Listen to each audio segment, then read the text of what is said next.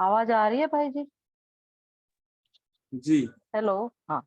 आज की मुरली में बाबा ने कहा कि आप बाप दादा को तो अच्छे से जानते हो, उनकी महानता को, लेकिन आप खुद की और अपने श्रेष्ठ पाठ की महात्मा को अच्छे से नहीं जानते हो। इसलिए क्या होता है, आपको हर कदम में सफलता की प्राप्ति कम होती है, उतनी नहीं होती।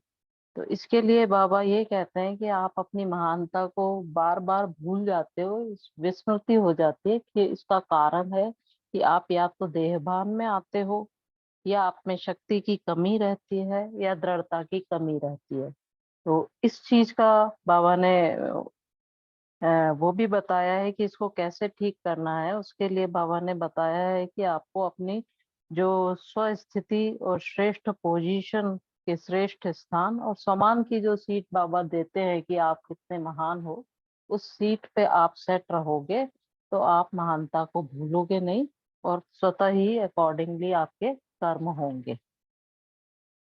तो सुनते हैं आज की मुरली।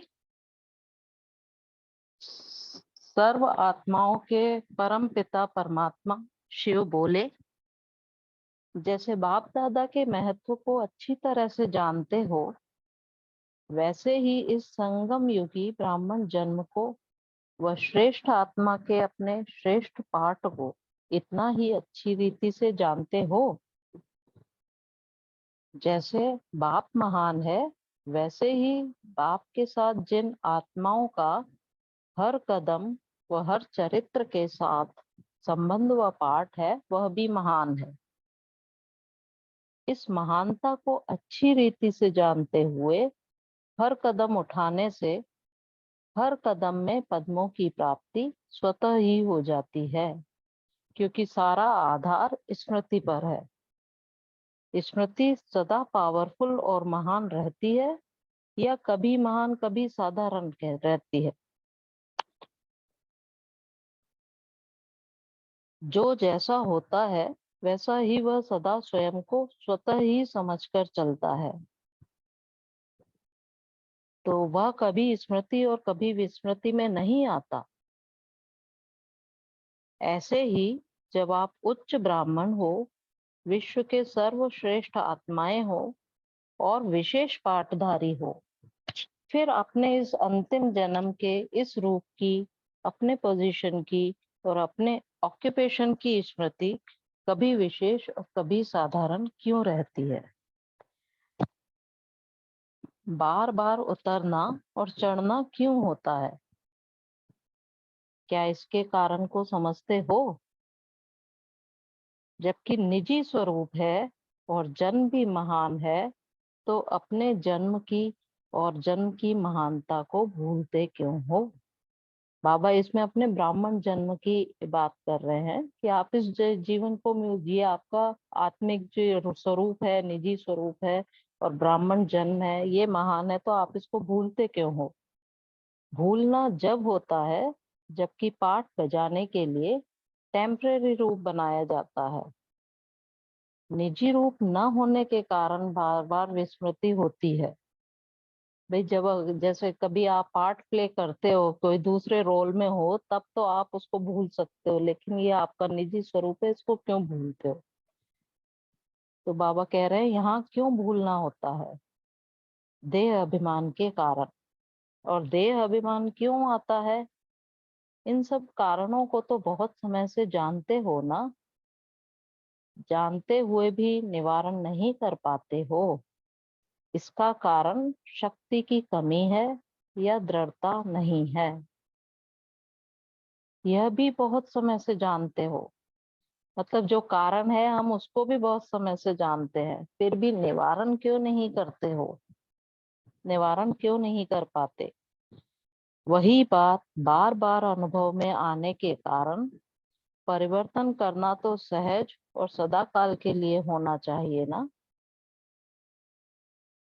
जैसे लौकिक रीति से मालूम पड़ जाता है कि इस बात के कारण नुकसान होता है, रिजल्ट अच्छा नहीं निकलता है, तो एक बार धोखा खाने के बाद स्वतः ही संभल जाते हो, न कि बार बार धोखा खाते हैं।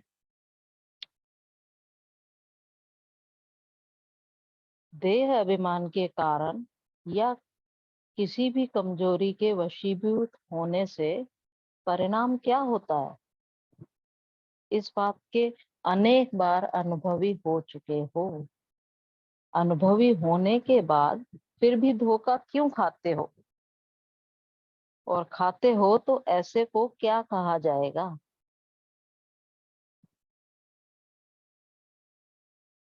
इससे सिद्ध होता है कि अपनी महानता को स्वयं ही सदा जानकर नहीं चलते हो। अपनी महानता को भूलते क्यों हो, अब इसका भी बाबा कारण बता रहे हैं, आप क्यों भूलते हो। कारण, क्योंकि विघ्न विनाशक, सर्व परिस्थितियों को मिटाने वाले, स्वस्थिति और पोजीशन के श्रेष्ठ स्थान और स्वमान की सीट, यानी विघ्न विनाशक, सर्व परिस्थितियों को मिटाने वाले, स्वस्थिति और पोजीशन के श्रेष्ठ स्थान और स्वमान की सीट जो बाप दादा ने संगम युग पर दी हुई है, उस सीट पर सेट नहीं होते हो। अपनी सीट को छोड़कर बार बार नीचे आ जाते हो। बाबा कहते हैं, सीट पर सेट रहने से स्वमान भी स्वतः स्मृति में रहता है। लौकिक रीति भी कोई साधारण आत्मा को सीट मिल जाती है तो स्वमान भी बढ़ जाता है, उस नशे में स्वतः ही स्थित हो जाते हैं। ऐसे ही सदा अपनी सीट पर सेट रहो तो स्वमान निरंतर स्मृति में रहे। समझा। बाबा कहते हैं, सीट के नीचे आना अर्थात स्मृति से नीचे विस्मृति में आना। ऊंची सीट पर सेट रहने की चेकिंग करो। सीट पर सेट होने से स्वतः ही वह संस्कार और कर्म परिवर्तन में आ ही जाते हैं। तो इसमें बाबा ऐसे कह रहे हैं कि यदि आप इस स्मृति में रहोगे ना कि मैं कौन हूँ, तो अपने आप ही आपके संस्कार और कर्म परिवर्तन हो जाएंगे। फिर आपकी ये शिकायत नहीं रहेगी कि मेरे से ये नहीं होता। अपने आप ही वह संस्कार और कर्म परिवर्तन में आ जाते हैं। समझा। कमजोरी के बोल ब्राह्मणों की भाषा ही नहीं, शूद्रपन की भाषा को क्यों यूज करते हो। अपने देश और अपनी भाषा का नशा रहता है ना, तो अपनी भाषा को भूल दूसरे की भाषा क्यों बोलते हो। तो अब यह परिवर्तन करो, पहले चेक करो फिर बोलो। सीट पर सेट होकर के फिर संकल्प और कर्म करो।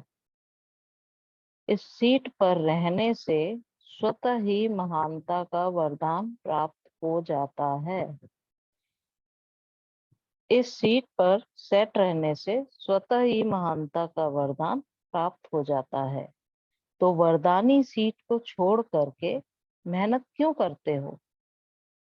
मेहनत करते करते फिर थक भी जाते हो और दिल शिकस्त हो जाते हो।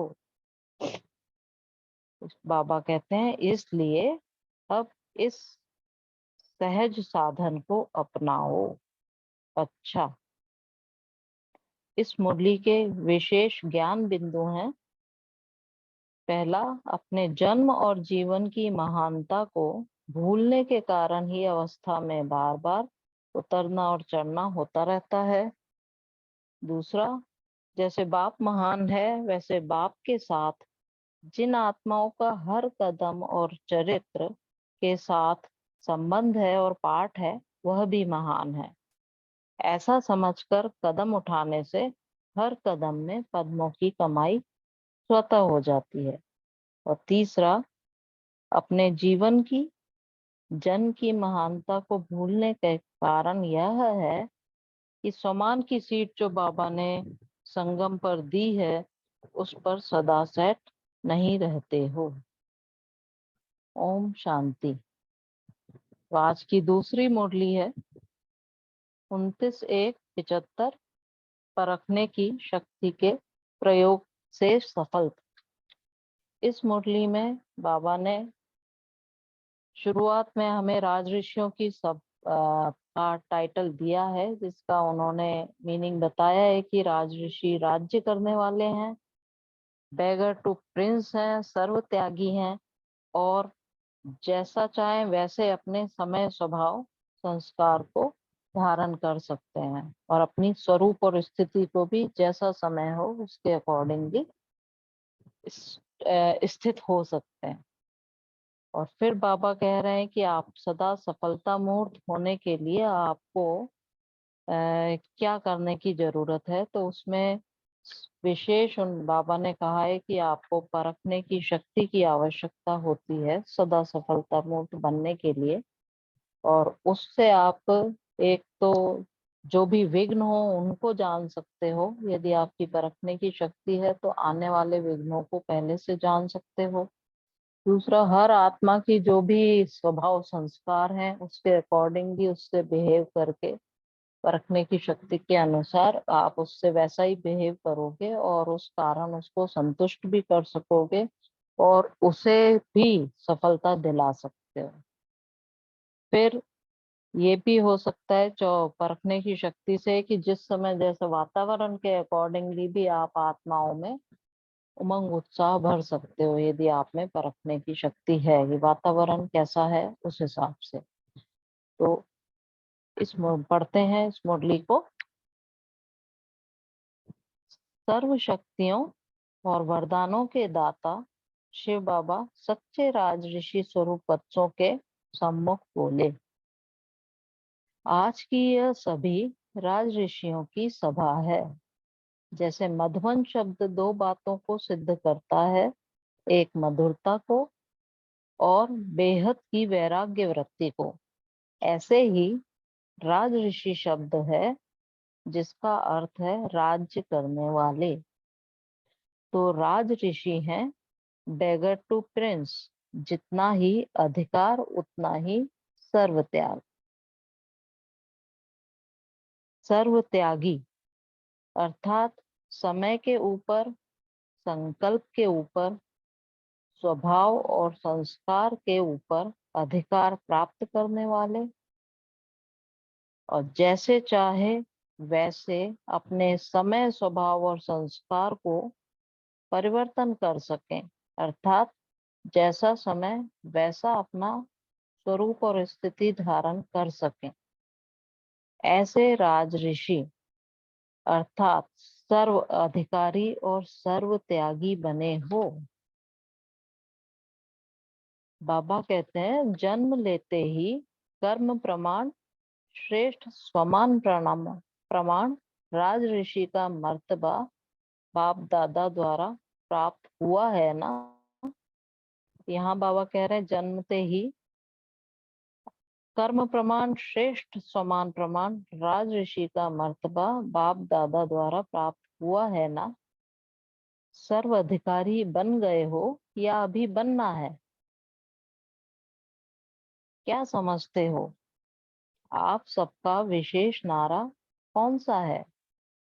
जब जन्म सिद्ध अधिकार है तो जन्म लेने से ही प्राप्त है, तब अधिकारी तो बन ही गए ना। आगे बाबा कहते हैं नॉलेजफुल अर्थात मास्टर ज्ञान सागर। जब मास्टर ज्ञान सागर बन गए तो नॉलेज अर्थात समझ से अधिकार प्राप्त होता है। तो बाबा ने जो ऊपर क्वेश्चन पूछा कि अधिकारी बन गए हो, इसके लिए तो बाबा कह रहे हैं कि आपको नॉलेज है, समझ से आपको अधिकार अपने आप मिल जाता है, समझ से अधिकार प्राप्त होता है। समझ कम तो अधिकार भी कम। नॉलेजफुल तो हो ना। अब लास्ट स्टेज क्या है उसको जानते हो?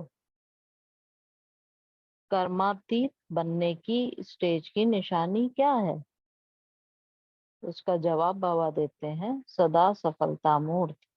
कर्मातीत बनने की स्टेज की निशानी क्या है? सदा सफलता मूर्त।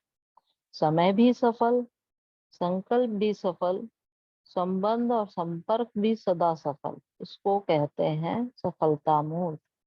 ऐसे सफलता मूर्त बनने के लिए वर्तमान समय प्रमाण विशेष कौन सी शक्ति की आवश्यकता है जिससे कि सब बातों में सदा सफलता मूर्त बन जाएं? वह कौन सी शक्ति है? सर्व शक्तियां प्राप्त हो रही हैं, फिर भी वर्तमान समय विशेष आवश्यकता परखने की शक्ति की है। बाबा कहते हैं, अगर परखने की शक्ति तीव्र है तो भिन्न भिन्न प्रकार के आए हुए विघ्न जो लगन में विघ्न बनते हैं, यानी भिन्न भिन्न प्रकार के विघ्न जो लगन में विघ्न बनते हैं, उन विघ्नों को पहले से ही जानकर उन द्वारा वार होने से पहले ही उन्हें समाप्त कर देते हैं। पहले से ही जानकर वार होने से पहले ही उन्हें समाप्त कर देते हैं। इस कारण व्यर्थ समय जाने के बदले समर्थ में जमा हो जाता है। ऐसे ही सेवा में हर एक आत्मा की मुख्य इच्छा और उसका मुख्य संस्कार जानने के कारण उसी प्रमाण उस आत्मा को वही प्राप्ति कराने के कारण सेवा में भी सदा सफल रहते हैं। तीसरी बात यह है कि दूसरों के संबंध में आने का जो मुख्य सब्जेक्ट है, उसमें भी हर एक आत्मा के संस्कार और स्वभाव को जानते हुए उसी प्रमाण उसे सदा संतुष्ट रखेंगे। चौथी बात है समय की गति। किस समय कैसा वातावरण है, वायुमंडल है और क्या होना चाहिए, इसको परखने के कारण समय प्रमाण ही स्वयं को भी और अन्य आत्माओं को भी तीव्र गति में ला सकेंगे और जैसा समय वैसा स्वरूप धारण करने का उमंग और उत्साह भी भर सकेंगे और समय प्रमाण नॉलेजफुल और लॉफुल या लवफुल भी बन और बना सकेंगे। इस प्रकार सदा सफल बन सकेंगे, क्योंकि कभी लॉफुल बनना है, कभी लवफुल बनना है। इसलिए यह परख होने के कारण सदा सहज ही सफल रहेंगे। ऐसे सफलता मूर्त के सामने प्रकृति और परिस्थिति भी दासी बन जाती है, अर्थात वे प्रकृति और परिस्थिति के ऊपर सदा विजयी बनते हैं। वे प्रकृति और परिस्थिति के वशीभूत नहीं होते। ऐसे विजयी को ही सदा सफलता मूर्त कहा जाता है। इसके लिए 3 स्वरूप से बाप की बात याद रखो। अच्छा, ऐसे विजयी को ही सदा सफलता मूर्त कहा जाता है। इसके लिए 3 स्वरूप से बाप की बात याद रखो। तीनों स्वरूप हैं, अर्थात निराकार, आकार और साकार। जैसे 3 संबंधों में सतबाप, सदगुरु, सत शिक्षक की शिक्षाएं स्मृति में रखते हो, वैसे ही इन 3 स्वरूप से मुख्य 3 बातें स्मृति में रखो। तो बाबा कह रहे 3 जो बाबा के स्वरूप हैं, उनके अकॉर्डिंग आप 3 मुख्य बातें स्मृति में रखो। इन 3 स्वरूपों से विशेष 3 वरदान कौन से हैं? निराकार स्वरूप की मुख्य शिक्षा का वरदान कौन सा है? बाबा कहते हैं कर्मातीत भव। तो निराकार स्वरूप की मुख्य शिक्षा का वरदान है कर्मातीत भव। और आकारी स्वरूप या फरिश्तेपन का वरदान कौन सा है? तो वो है डबल लाइट भव। डबल लाइट अर्थात सर्व कर्म बंधनों से हल्के, लाइट अर्थात सदा प्रकाश स्वरूप में स्थित रहने वाले। तो आकारी स्वरूप का विशेष वरदान है डबल लाइट भव। इससे ही डबल ताजधारी बनेंगे। साकार स्वरूप का विशेष वरदान कौन सा है? और बाबा कहते हैं साकार स्वरूप का विशेष वरदान है साकार समान निरहंकारी और निर्विकारी भव। तो ये तीन वरदान सदा स्मृति में रखने से सदा के लिए सहज ही सफलता मूर्त बन जाएंगे। समझा? बाप दादा से भी बच्चे शक्तिवान हैं क्योंकि वे सर्वशक्तिवान को प्रत्यक्ष करने के निमित्त बने हैं। क्या वे ज्यादा शक्तिमान नहीं है? सर्वशक्तिवान को सर्व संबंधों से अपना बना देना और अपने स्नेह की रस्सी से बांध लेना, तो क्या ज्यादा शक्तिवान नहीं हुए? बल्कि अथॉरिटी को वर्ड सर्वेंट बना देना, इसके निमित्त कौन?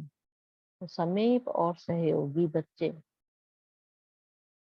ऐसे सर्वश्रेष्ठ सदा बाप दादा को हर कर्म और हर कदम द्वारा प्रख्यात करने वाले, हर आत्मा को बाप के साथ मिलन मनाने के निमित्त बनाने वाले, सदा बाप और सेवा में लवलीन रहने वाले, लक्ष्य और लक्षण को समान बनाने वाले, साक्षात बाप समान बन सर्व को बाप का साक्षात्कार कराने वाले, ऐसे लवफुल और लॉफुल आत्माओं के प्रति बाप दादा का याद प्यार और नमस्ते।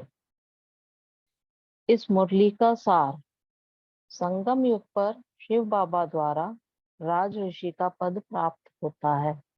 राज ऋषि अर्थात जितना ही अधिकार उतना ही सर्व त्याग।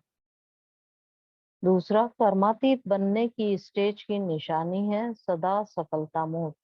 समय भी सफल, संकल्प भी सफल और संबंध संपर्क भी सफल, इसको कहते हैं सफलता मूर्त। तीसरा, सफलता मूर्त बनने के लिए वर्तमान समय प्रमाण विशेष रूप से परखने की शक्ति की आवश्यकता है। यह शक्ति होने से आने वाले विघ्नों को पहले से ही जानकर उसको समाप्त कर अपनी शक्ति को व्यर्थ होने से बचा सकेंगे और हर मनुष्य की आवश्यकता को परख उसको संतुष्ट रख सकेंगे और समय और वायुमंडल को परख पुरुषार्थ की गति तीव्र रख सकेंगे। वे नॉलेजफुल, लवफुल और लॉफुल का संतुलन रखकर सफलता को प्राप्त कर सकेंगे। चौथा है शिव बाबा के तीन स्वरूप से तीन वरदान विशेष प्राप्त होते हैं। निराकार रूप से कर्मातीत भव, आकारी स्वरूप से डबल लाइट भव जिससे डबल ताजधारी बनेंगे, और स्वाकारी स्वरूप से बाप समान निरहंकारी और निर्विकारी भव। ओम शांति।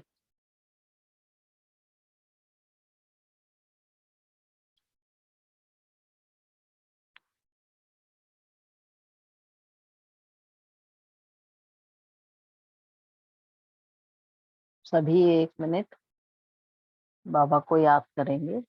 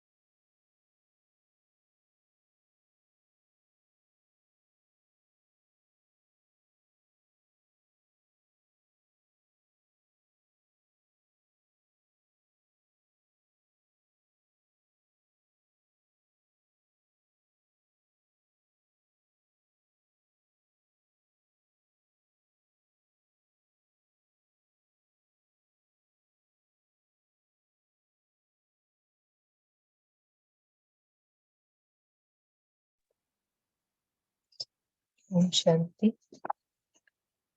आज की पहली मुरली में बाबा ने कहा है कि समान की सीट अपने समान की सीट पर सेट होकर ही कर्म करेंगे तो महान रहेंगे। हमें हमें अपनी स्मृति पावरफुल और महान रखनी है हर समय, क्योंकि हम उच्च ब्राह्मण हो विश्व हैं, विश्व में सर्वश्रेष्ठ आत्माएं हैं, विश्व विशेष पाठधारी हैं। तो अपने इस अंतिम जन्म की पोजीशन ऑक्यूपेशन की स्मृति सदा रखना है, क्योंकि ये हमारा निजी स्वरूप है। जन्म ही महान है। अपने जीवन की और जन्म की महानता को हमेशा हमको याद रखना है, बार बार स्मृति में रखना है। और इसको भूल जाते हैं क्योंकि देहाभिमान आ जाता है। कारण है कि शक्ति की कमी है या दृढ़ता की कमी है। तो इसलिए इसको हमेशा दृढ़ता से परिवर्तन करना है और सहज और सदा काल के लिए हमको अपनी ब्राह्मण जीवन की उच्च ब्राह्मण विश्व में श्रेष्ठ आत्मा विशेष पाठधारी का इस पोजीशन ऑक्यूपेशन को सदा स्मृति में रखना है। ओम शांति।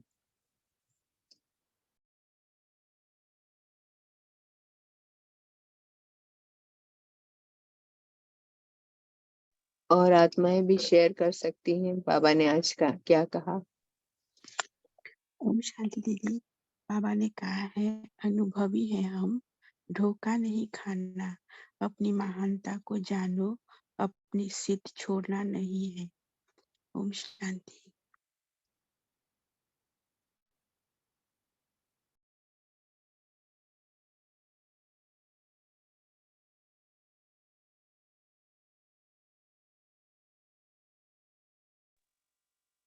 ओम शांति।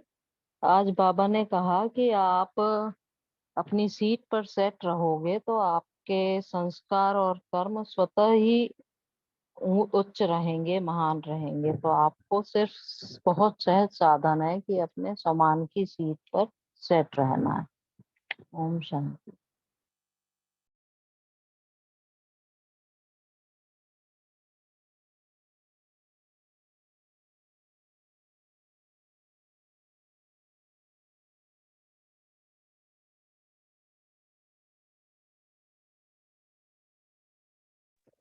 और क्या कहा बाबा ने आज सब। रजनी बहन बोलिए। आज जैसे बाबा ने कहा ना, स्मृति से नीचे उतर जाते हैं तो हम कमजोरी में आ जाते हैं। अगर लौकिक में भी देखा जाए ना, जो सीट होती है तो वहां पे बैठ के हर कर्मचारी उसकी आज्ञा मानते हैं, हर चीज प्रॉपर चलती है। तो ऐसे ही हम अपनी सीट पर चलते हैं तो हमारी कर्म इंद्रियां ज्ञान इंद्रियां पूरे हमारे, क्योंकि हम उस स्वमान में टिके हुए होते हैं। तो हर सोच हमारा पहला तो संकल्प भी बढ़िया चलता है, फिर उसको चलने के बाद हमारा बोलना भी उसी के अकॉर्डिंगली है, काम भी वैसा। तो वो सफलता हमें सहज मिलने लग जाती है। तो ऐसे ही जब अगर हम सम्मान ही भूल जाते हैं तो कहीं ना कहीं कोई अपने अंदर से ही हम कमजोरी फील करने लग जाते हैं कि मैं नहीं कर सकता, या कुछ भी कारण होता है।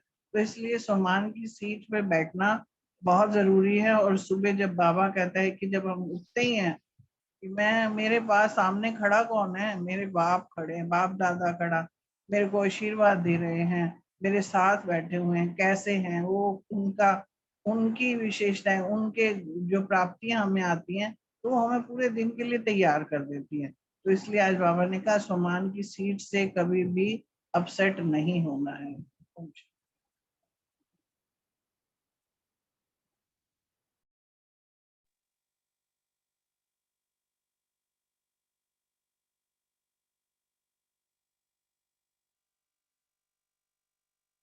बोलिए सुरेश भाई।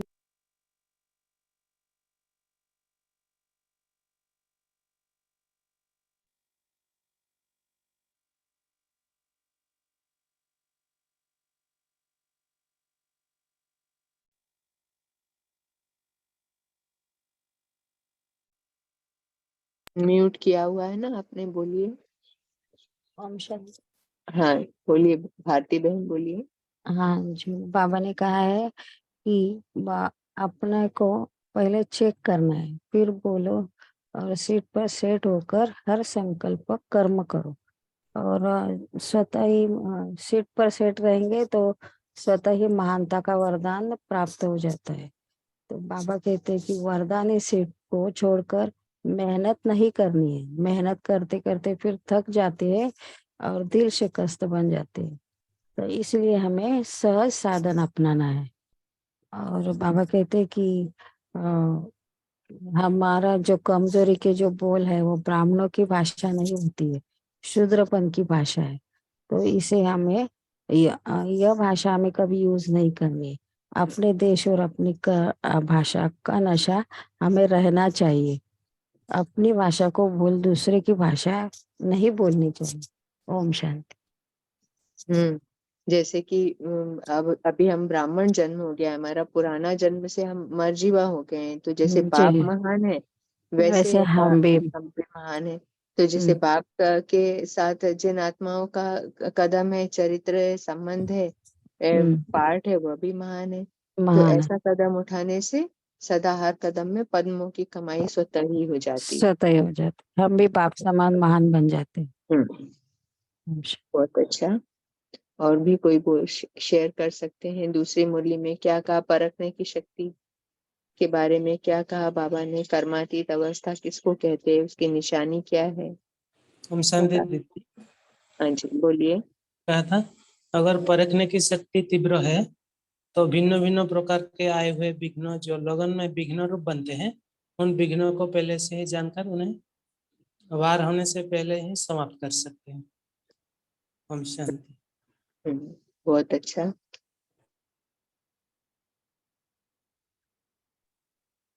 और परखने की शक्ति बढ़ाने का तरीका क्या? तरीका है किससे हमारी परखने की शक्ति बढ़ जाती है? ओम शांति। हाँ बोलिए नीलम है। बाबा ने कहा कि परख करने की शक्ति को बढ़ाने के लिए हमें अपनी सम्मान की सीट पर रहना है। तो जैसे हम अपनी कोई भी सिचुएशन आती है तो हम अपने सम्मान की सीट से हटना नहीं है। तो तभी हमें सफलता भी मिलती है और हमें अनुभवी होते हैं। और उस समय हमें टैकल करने के लिए उसको लवफुल और लवफुल तो रहना ही है। और जैसे हमें अपने 3 स्वरूप जो हैं, निराकार, साकार और आकारी, तो उस समय हमारा ये अभ्यास रहता है तो हम परखने की शक्ति हमारी बढ़ती है। तो हमारे जो बोल हैं वो एक्यूरेट निकलते हैं। ओम शांति। ओम शांति। हाँ जैसे बोलिए। परखने की हम्म ओम शांति, परखने की शक्ति आ जाती है तो बाबा के वरदान भी मिलता है। जैसे कि निराकारी स्थिति में रहते हैं तो बाबा का वरदान मिलता है कि कर्मातीत अवस्था भव। और जब आकारी में आता है तो डबल लाइट फरिश्ता भव। और जब साकार में आता है तो निराकारी और निरंकारी भव। ये 3 वरदान मिलते हैं। ओम शांति। बहुत अच्छा। तो परखने की शक्ति बढ़ाने के कौन कौन सी तरीके हैं? बाबा ने बहुत परखने की शक्ति के बारे में बताया है। सबसे मुख्य तरीका कौन सा है परखने की शक्ति बढ़ाने का, जो ऑटोमेटिकली हमारे में बढ़ जाती है? ऐसा क्या तरीका हमको अपनाना चाहिए? कोई बता सकते हैं इसको?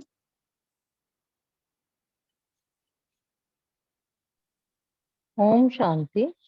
हम्म परखने की शक्ति बढ़ाने का तरीका तो यही है, मुझे जो लगता है सबसे पहले जो बाबा ने ज्ञान दिया है कि आप आत्मा हो, तो आत्मिक स्थिति और उसके सातों गुणों में यू रहेंगे आप, तो आप अच्छे से परख पाएंगे। बाबा के गुणों में रहेंगे, यानी हम अपने ओरिजिनल निजी स्वरूप में रहेंगे तो परख पाएंगे।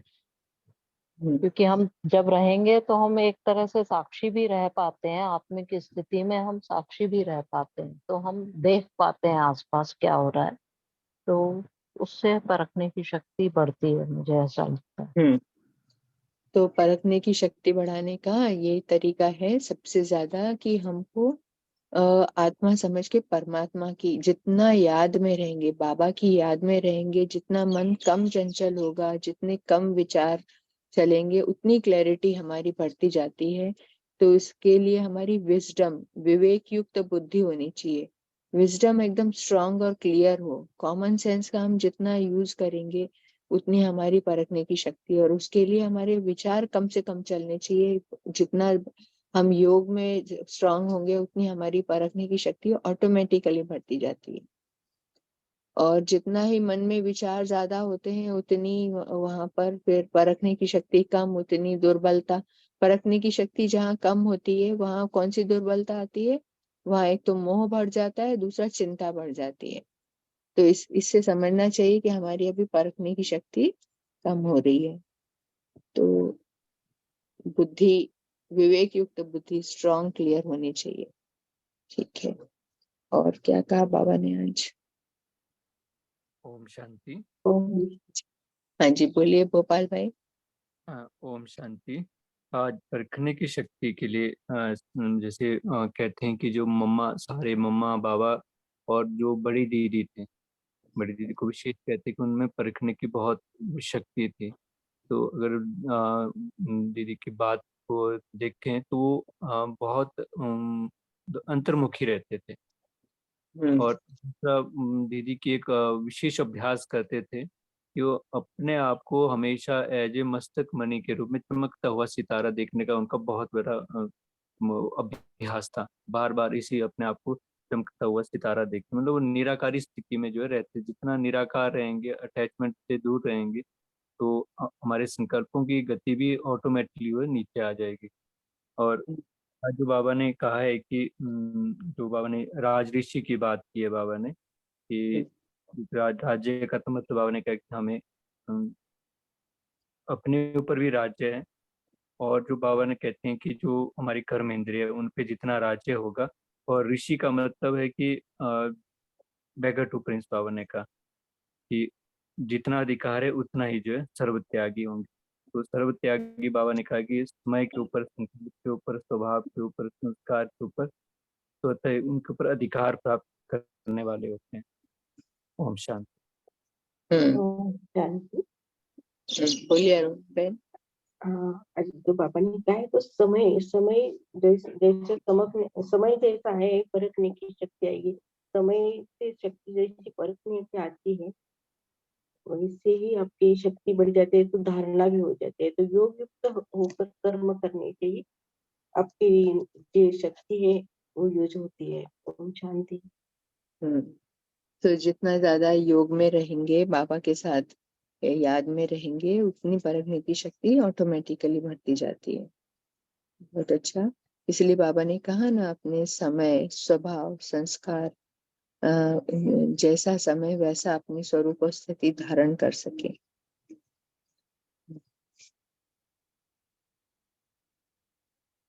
और क्या कहा? कर्मातीत बनने की स्टेज की निशानी क्या कही बाबा ने?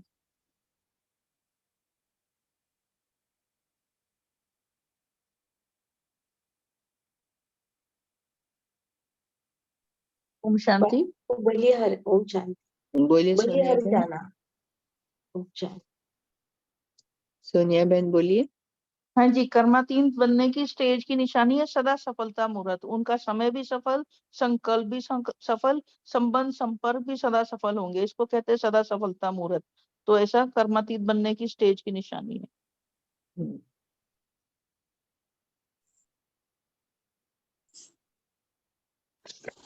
जी ओम शांति। तो कर्मातीत स्थिति की तो बहुत परिभाषा है, लेकिन 2-3 बताती हूँ। कर्मातीत अर्थात तो जो कर्म करते हुए कर्म के बंधन से परे। यहाँ पर तो कर्मातीत मतलब कर्म के अतीत से जो हम न्यारे हो जाते हैं, जब हमारी वो वाली स्थिति बनती है। तो जैसे देह और देह के संबंध, पदार्थ, लौकिक चाहे अलौकिक संबंध, बंधन से अतीत अर्थात न्यारे। तो जो कर्मातीत है तो कर्म के वश में होने वाले नहीं है, वो भी मालिक बनकर, अथॉरिटी बनकर कर्म इंद्रियों के संबंध में आते हैं। तो विनाशी कामनाएं जो हमारी होती हो वो न्यारा होकर ही कर्म इंद्रियों द्वारा कर्म करती है, क्योंकि आत्मा मालिक को कर्म अपने अधीन नहीं कर सकती, लेकिन अधिकारी बन कर्म करना है। अपने पिछले कर्मों का हिसाब किताब भी कर्मातीत स्थिति में ही हमें चुकता करना है। तो कर्मातीत आत्मा जो होती है वह अच्छा है, मैं भी अच्छा, बाप भी अच्छा और ड्रामा भी अच्छा। तो उसको सभी अच्छाइयां दिखती है, क्योंकि वो कभी नाराज नहीं होता, क्योंकि वह कर्म के संबंध में और कर्म बंधन के राज को जानता है। ओम शांति। अच्छा, ओम शांति। थैंक यू सबका। आज सभी कृष्णा बहन हमको होमवर्क भी देंगे और योग भी कराएंगे। Thank you. ओम शांति। आज का होमवर्क तो जैसे बाबा ने सोमान के लिए बताया है, तो हम जो जो इन दोनों मुरलियों में हमें सोमान दिए हैं बाबा ने, उन सभी की एक एक घंटा प्रैक्टिस करेंगे या एक या आधा घंटा। तो मुरली में से निकालें, काफी सारे सोमान हैं दोनों मुरलियों में, उनको आपको दिन भर प्रैक्टिस करनी है। और अब योग करते हैं। ओम शांति। मैं आत्मा, महान आत्मा हूँ। अपनी आत्मिक स्थिति में बैठ जाएं और उसके बाद मेरा श्रेष्ठ ब्राह्मण जन्म है, बाबा का शुक्रिया। मैं हीरो पाठधारी आत्मा हूँ। मैं महान आत्मा हूँ।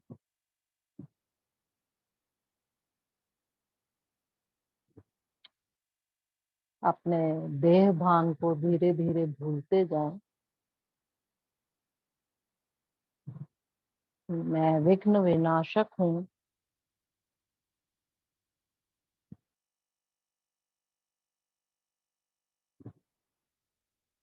के साथ बाबा का आह्वान करें। बाबा मेरे सामने है और मुझे ब्राह्मण आत्मा को वरदान दे रहे हैं कि निर्विकारी और निरहंकारी भव।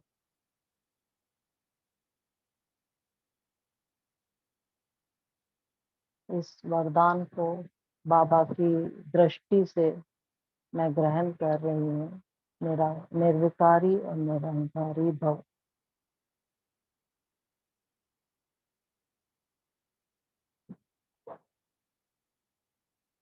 अब अपने आप को फरिश्ता रूप में देखें। यह शरीर सारा लाइट का हो गया है और मैं उड़कर ऊपर अव्यक्त वतन में अव्यक्त बाप दादा के सामने हूँ।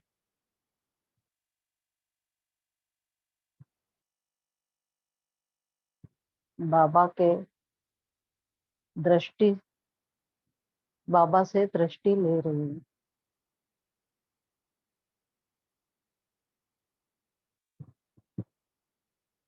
मैं बाबा की दृष्टि से शक्ति लेके संपूर्ण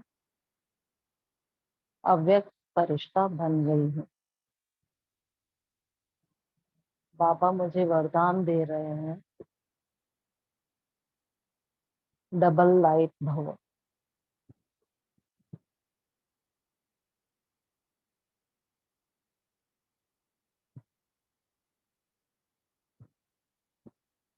मैं डबल लाइट फरिश्ता अब अपना लाइट का चोला छोड़कर सिर्फ निराकारी रूप में परम धाम में स्थित हो जाती हूँ।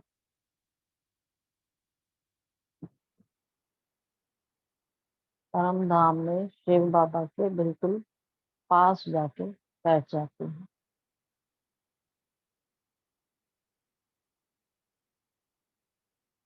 यहाँ बाबा मुझे वरदान दे रहे हैं, कर्मातीत भव।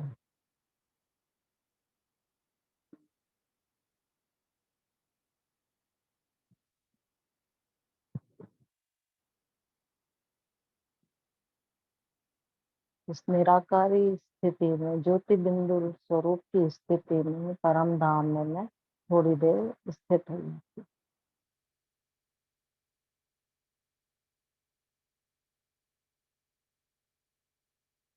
इसके बाद वापस अव्यक्त वतन में आ जाए, लाइट का अपना शरीर का, लाइट के शरीर का चोला धारण करें। मैं डबल लाइट हूँ, इस स्वमान में स्थित होकर वापस साकार में आ जाएं और ऐसा महसूस करें कि वो लाइट का चोला शरीर में समा गया है।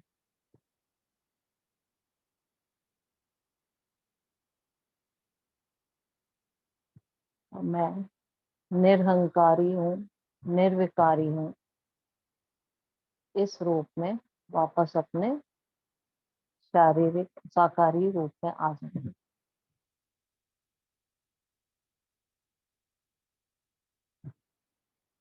ओम शांति।